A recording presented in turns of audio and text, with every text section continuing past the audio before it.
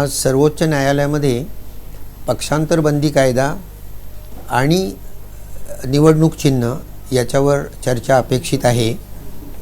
तर त्या निमित्ताने राज्यघटनेमध्ये त्याबाबत काय तरतुदी आहेत हे स्पष्ट करण्याकरता मी आज बोलतोय। परंतु आज मी फक्त जनतेकरता बोलत नाही आहे, तर राजकीय पक्ष आणि माझे जे असंख्य कायद्याचे विद्यार्थी आहेत त्या सगळ्यांकरता मी बोलतोय की एक महत्त्वाची गोष्ट लक्षात घ्या की लक्षणं आणि रोग याच्यामध्ये फरक असतो। वजन कमी होत आहे हे लक्षण आहे, पण आतमध्ये कॅन्सर झाला आहे हा रोग आहे। खोकला येतो आहे हे लक्षण आहे, परंतु TB झाला आहे हा रोग आहे। तसं ही वरवरची लक्षणं आहेत सगळी, पण याचा खरा रोग असा आहे की लोकशाहीमध्ये ज्या संस्थांवर विश्वास असायला पाहिजे त्या संस्थांवरचा विश्वास कमी कमी होत चालला आहे। त्यामध्ये सभापती असतील, गव्हर्नर असतील, इलेक्शन कमिशन असेल किंवा खुद्द सुप्रीम कोर्ट असेल, याचा विश्वास कमी होतो आहे। याचं कारण असं की स्पीकर यांनी अंपायरसारखं काम करावं असं अपेक्षा आहे, परंतु प्रत्यक्षामध्ये ते पक्षाचा सदस्य असल्यासारखं काम करत आहेत। गव्हर्नर तर काय अत्यंत पथेटिक पोझिशन आहे त्यांची नेमणूक पण पंतप्रधानांच्या सल्ल्यानुसार होते आणि त्यांना काढून पण पंतप्रधानांच्या सल्ल्यानुसार टाकलं जातं। इलेक्शन कमिशनची ही नेमणूक सध्या पंतप्रधानांच्या मर्जीनुसारच होते, फक्त यांना काढता येत नाही, परंतु काढायची गरज पडत नाही कारण मर्जीतलाच मनुष्य नेमलेला असतो। आणि आता राहिलं सुप्रीम कोर्ट, तर 3-3, 4-4 वर्ष जर का घटनात्मक प्रश्न सोडवले नाहीत तर निर्णय न देणं हा सुद्धा सरकारच्या बाजूने दिलेला एक निर्णयच असतो। त्यामुळे या सगळ्या संस्थांवरची विश्वासार्हता कमी होती आहे। पक्षांतरबंदी कायदा जो आहे त्याचं विकृतीकरण जितकं झालं आहे, म्हणजे त्याला सक्षम करण्याच्या ऐवजी त्यातनं पळवाटा काढण्याचं काम जास्त करण्यात आलं आहे। किंबहुना मी असं विधान करीन आणि सिरियसली करीन की पक्षांतर कसं करावं याचं उत्तम गाईड महाराष्ट्रामध्ये लिहिलं गेलं आहे गेल्या 3 वर्षामध्ये। आता माझ्या मते शिंदे सरकार हे पहिल्या दिवसापासनं घटनाबाह्य सरकार आहे। पहिल्या दिवसापासनं सुप्रीम कोर्टाच्या डिसिजननी आणि वकिलांच्या अनेक आर्ग्युमेंट्समुळे ते वाचलेलं आहे। एक गोष्ट लक्षात घ्या की सुप्रीम कोर्ट स्वतःचा निर्णय बदलू शकतो। मी मुद्दामून हे सांगतोय की गोलकनाथ केसमध्ये फंडामेंटल राईटला हात लावता येणार नाही असं म्हटलं आहे। ते केशवानंद केसमध्ये त्यांनी सांगितलं नाही, घटनेचा कुठलाही भाग पार्लमेंटला बदलता येईल, परंतु बेसिक स्ट्रक्चर बदलता येणार नाही। किंवा हेबियस कॉर्पस केसमध्ये आणीबाणीमध्ये जगण्याचा अधिकार नाही असं सुप्रीम कोर्टाने 5-1 अशा बहुमतांनी सांगितलं। आणि पुट्टास्वामी केसमध्ये तो निर्णय पूर्ण चुकीचा आहे आणि हा निर्णय 60 फूट खोल खणून पुरा असं सुप्रीम कोर्टाने सांगितलं। पहिला निर्णय मोठ्या चंद्रचूडांनी दिला होता, दुसरा निर्णय धाकट्या चंद्रचूडांनी दिला। आता यांचा निर्णय किती खोल पुरायचा हे पुढचे जज ठरवतील, ते आपल्याला नाही ठरवता येणार। राईट टू डाय जो आहे उदाहरणार्थ, तर डिग्निटीनी जगण्याचा मला अधिकार आहे, डिग्निटी नसेल तर मला मरण्याचा अधिकार आहे, त्यामुळे सुईसाईड गुन्हा नाही असं सांगितलं। 6 महिने सांगितलं नाही, अटेम्प्ट टू सुईसाईड हा गुन्हा आहे। तेव्हा स्वतःचाच निर्णय सुप्रीम कोर्ट बदलू शकतं। आता महत्त्वाच्या गोष्टीकडे येतो की हा जो पक्षांतरबंदी कायदा आहे हा काय आहे, तर आपणहून पक्ष जर का सोडला निवडून आल्यानंतर किंवा मतदान करताना विरुद्ध मतदान केलं किंवा मतदानच केलं नाही तर तो डिस्क्वालिफाय होतो। अर्थात आधी परवानगी काढली असेल तर डिस्क्वालिफाय होत नाही, किंवा 15 दिवसात त्याला पक्षांनी माफ केलं तरी डिस्क्वालिफाय होत नाही। याला 3 अपवाद आहेत। पहिला अपवाद होता की 1/3 लोक बाहेर पडले तर ते वाचतील, ते वाजपेयींच्या काळामध्ये 91वी घटना दुरुस्ती करून रद्द करण्यात आलं। चौथ्या पॅराग्राफमध्ये लिहिलं की 2/3 एकावेळी, म्हणजे 2/3 एकावेळी बाहेर पडले आणि त्यांचं मर्जर झालं तर ते वाचतील। आणि तिसरं आहे की याचा निर्णय जो आहे तो सभापतींनी घ्यायचा आहे। इतर सर्व डिस्क्वालिफिकेशनचा निर्णय हे गव्हर्नर घेतात। फक्त पक्षांतरबंदी कायद्याचं हे 10वं शेड्यूल आहे त्यातला निर्णय हा स्पीकर घेत असतो। आता याचा निर्णय देताना सुप्रीम कोर्टाने शेवटचा जो निर्णय दिला आहे तो सगळं बरोबर सांगत आले आणि शेवट 3 त्यांनी पळवाटा ठेवल्या। त्यावेळी चंद्रचूड माझ्या कल्पनेने चीफ जस्टिस होते। 3 पळवाटा ठेवल्या गेल्या। एक म्हणजे त्यांनी सांगितलं की हे स्पीकरचा निर्णय आहे त्यामुळे आम्ही याच्यावर बोलणार नाही, ते बरोबर आहे। सेपरेशन ऑफ पॉवर्स खाली ते स्पीकरकडे त्यांनी दिलं, पण काय सांगितलं त्यांनी रिझनेबल टाईममध्ये हे सांगावं। रिझनेबल टाईम याचा अर्थ कायद्यामध्ये 3 महिने साधारण केला जातो। नार्वेकर साहेबांनी त्याच्यावर काहीच निर्णय घेतला नाही, 6 महिने त्यांनी काहीच निर्णय घेतला नाही।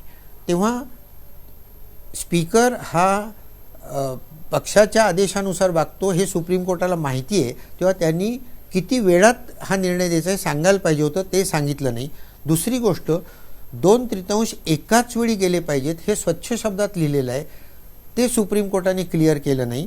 आणि तिसरी गोष्ट वादग्रस्त, याच्यात घटना तज्ज्ञांचं दुमत आहे की स्टेटस को अँटीखाली पुन्हा उद्धव ठाकरेंना चीफ मिनिस्टर नेमायला पाहिजे होतं, कारण गव्हर्नरनी दिलेली जी ऑर्डर होती की बहुमत सिद्ध करण्याकरता त्यांनी सेशन बोलवलं होतं, ती घटनाबाह्य आहे हे सुप्रीम कोर्टानेच सांगितलं. त्याच्यानंतर राजीनामा दिला होता, त्यामुळे पुन्हा त्यांना चीफ मिनिस्टर नेमायला पाहिजे, हे स्टेटस को अँटीचा अर्थ आहे. आता हे तिन्ही गोष्टी त्यांनी केलेल्या नाहीत, म्हणजे थोडक्यात पळवाटा शोधून ठेवलेले आहेत.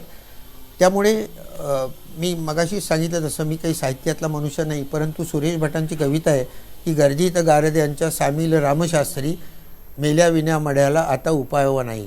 त्यातल्या पहिल्या ओळीशी मी जरी एकमत असेल तरी दुसऱ्या ओळीशी माझं एकमत नाही आहे. भारताची लोकशाही जिवंत आहे आणि ते जिवंत ठेवण्याचं काम हे सुप्रीम कोर्टाने, वकिलांनी, सामान्य जनतेने करायला आवश्यक आहे.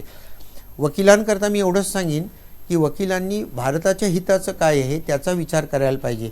इंदिरा गांधींनी ज्यावेळी आणीबाणी निर्माण केली त्यावेळी नानी पालखीवाल्यांनी त्यांची केस सोडली की तुम्ही देशाच्या विरुद्ध काम करताय, किंवा फली नरिमननी सुद्धा सॉलिसिटर जनरलचा राजीनामा दिला.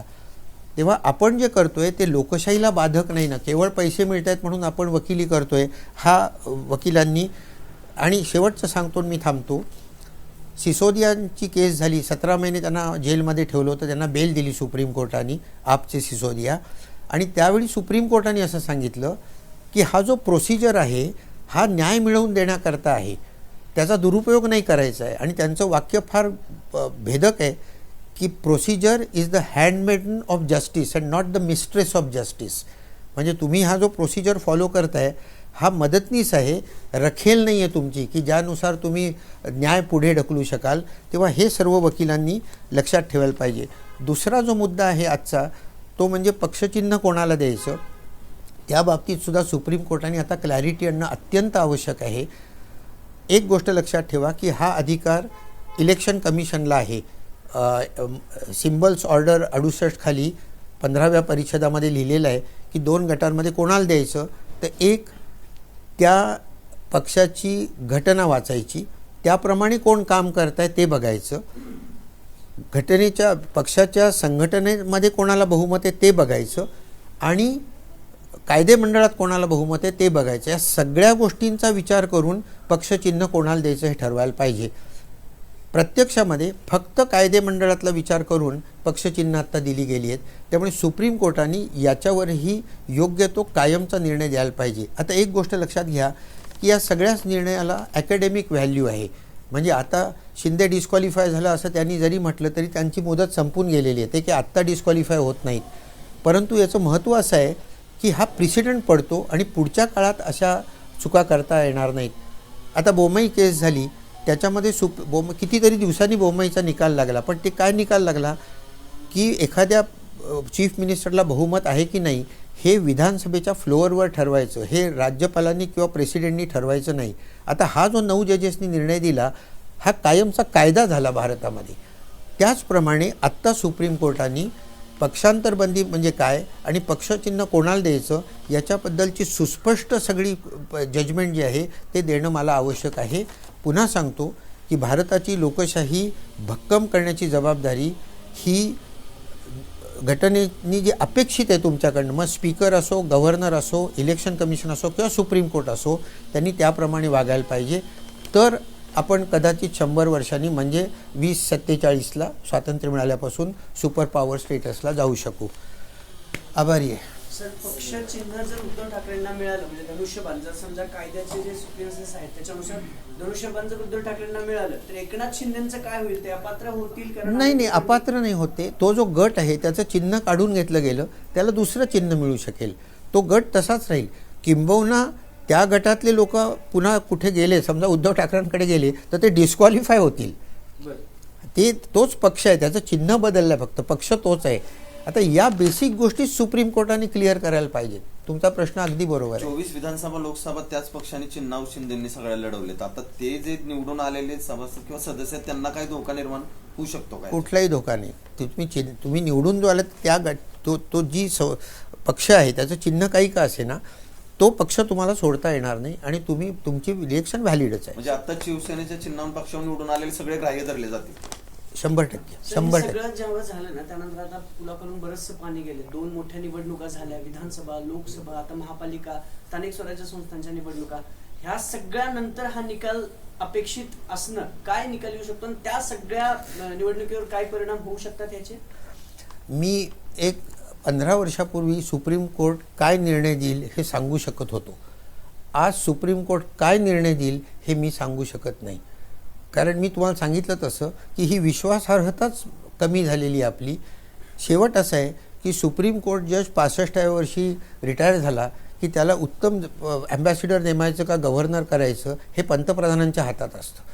त्यामुळे या सगळ्या त्रुटी ज्या आहेत राज्यघटनेतल्या, अनेक राज्यघटना तज्ज्ञांनी म्हणजे अगदी डी बासूंपासून सिरवाईंपर्यंतच्या पुस्तकात लिहिलं आहे की जज रिटायर झाल्यानंतर त्याला कुठलंही सरकारी पद स्वीकारता येऊ नये, म्हणजे तो इंडिपेंडंटली काम करेल. आज तसं होत नाही आहे. त्यामुळे तुम्ही मला विचारलं की सुप्रीम कोर्ट काय निर्णय देईल, तर मी नाही सांगू शकत. काय द्यायला पाहिजे ते मी सांगू शकतो, ते मी दिलं आहे. आता तुम्हाला आत्ताच सांगितलं काय द्यायला पाहिजे. पक्षाने चिन्ह गेल्यानंतर शिंदे दुसरं नवीन पक्षाने चिन्ह निश्चित सरकारमध्ये निश्चित हो हो हो सरकारवर काही परिणाम होणार नाही सर, आत्ताच्या सरकारवर? वेगळा पक्ष येईल तो फक्त, म्हणजे त्यांची मेजॉरिटी राहील त्यांची. नार्वेकरांनी जी चूक केली ती 3 मेजर चूक झालेल्या आहेत, त्या आता या निकालात सुधारता येईल का हायकोर्टाला? कारण परत काय असतं, लोकशाही जी प्रगल्भ होते ना ती नुसती कायद्यांनी होत नाही, प्रथा परंपरांनी होते. आता आपण इंग्लंडमधनं संसदीय पद्धत वेस्टमिन्स्टर मॉडेल म्हणतात ती आपण घेतली, तर तिथला स्पीकर जो आहे तिथे तर रिटन कॉन्स्टिट्यूशन पण नाही इंग्लंडमध्ये, ते प्रथा परंपरांनुसार जातात. तर आता स्पीकर, जेव्हा मी अनेक वेळा ब्रिटिश पार्लमेंटमध्ये गेलेलो आहे, स्पीकर ज्या व्यक्तीकडे बघतो ती व्यक्ती फक्त बोलत राहते, बाकी सगळ्या लोक खाली बसतात हाऊस ऑफ कॉमन्समध्ये. आता आपल्याकडे असं होतं का? आपल्याकडे 50 लोक उठून बोलायला उभे राहतात आणि कोणी स्पीकरचं ऐकत नाही. आता याला catching the I of the speaker म्हणतात इंग्लंडमध्ये. तर या प्रथा परंपरा आहेत. किंवा इंग्लंडमध्ये स्पीकर झाल्यानंतर तो पक्षाचा राजीनामा देतो की मी आता कुठल्याच पक्षाचा नाही, मी अंपायर म्हणून इथे काम करीन. तो पुन्हा जेव्हा निवडणुकीला उभा राहतो तेव्हा त्याच्या विरुद्ध कोणी उभं राहत नाही, तो अनऑपोज निवडून येतो. मग त्याची न्यूट्रॅलिटी टिकते. आपल्या इथे स्पीकर हा पूर्णपणे is controlled by the political party. मी तुम्हाला सांगितलंच, व्यंकय्या नायडू सोडले तर माझ्या माहितीत एकही अशी केस नाही आहे की ज्यांनी स्पीकर झाल्यावर पक्षाचा राजीनामा दिला. तो डिस्क्वालिफाय होत नाही. पक्षांतर बंदी कायद्याखाली तो अपवाद आहे की तुम्ही स्पीकर झाल्यावर तात्पुरता तुमचा पक्ष सोडलात तर चालू शकतं, पुन्हा त्याच पक्षात तुम्ही स्पीकर म्हणून बाहेर पडलात की पुन्हा त्याच पक्षात तुम्ही येऊ शकता. दोन्ही ठिकाणी तुम्ही डिस्क्वालिफाय होत नाही. म्हणजे मग राज्यघटनेची अपेक्षा काय आहे की स्पीकरनी अंपायरसारखं काम करावं. तेव्हा माझं म्हणणं एवढंच आहे की यापुढे ही राज्यघटना जी आहे ते कायद्यावर बोट न ठेवता त्याचं जे स्पिरिट ऑफ द कॉन्स्टिट्यूशन आहे त्याप्रमाणे या सगळ्या लोकांनी वागणं आवश्यक आहे, तर आपली लोकशाही प्रगल्भ होणार आहे. सर तुम्ही म्हणजे विश्वासार्हता संपली. तुम्ही म्हटलं की सरकारवर काही परिणाम होणार नाही शिंदेवर, मग या निकालाचं महत्व काय आणि अर्थ काय होऊ शकतो? नाही महत्त्व मी तुम्हाला सांगितलं की तो कायदा होणार, जो काय निकाल लागणार तो कायदा होणार. बोंबईचा जसा कायदा झाला असे अनेक कायदे झालेले आहेत. त्याचे राजकीय उलथापालत काय होईल त्याच्यावर मी बोलणार नाही. मी राजकारणावर कधीच बोलत नाही. राजकीय उलथापालत होणारच आहे. जर का शिंदेच्या विरुद्ध निकाल लागला, चिन्ह गेलं, तर हे सगळं घटनाबाह्य वागले होते हे तर सिद्ध होईल मग. पण मी त्याच्यावर बोलणार नाही. मी राजकारणावर कधीच बोलत नाही. सदस्य शिंदे सेनेतले आलेले निवडून ते जर दुसऱ्या पक्षात गेले किंवा उद्धव ठाकरेंकडे परत गेले तर ते रद्द होतील? 2/3 गेले तर नाही होणार. अच्छा, 1-2 असे 4-5 गेले तर रद्द हो, निश्चित होतील. So thank you very much.